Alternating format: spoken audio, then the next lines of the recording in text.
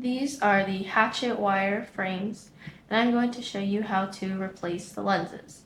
So first thing you're going to do is make sure that your frame is sitting upside down. Now, when we take out the lens, we're going to unscrew this screw. It's at the bottom of the frontal part of the frame. So you're going to take a Phillips head screwdriver, and you're going to insert it in the little predetermined hole and make sure that the screwdriver fits. And you're going to twist it to the left ever so slightly. Now, you don't want it to come undone completely. That way the screw doesn't fall out. But the lens should pop out very easily once you've loosened it up. Now, to reinsert the lens, see, it doesn't fall out, which is good. To reinsert the lens, you're going to place this part of the lens into this part of the frame first. Make sure that it fits nicely in the grooves, and then you're going to press the rest of the lens back into the frame.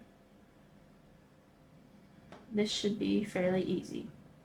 Then you're just going to place the frames back upside down and tighten the screw back up.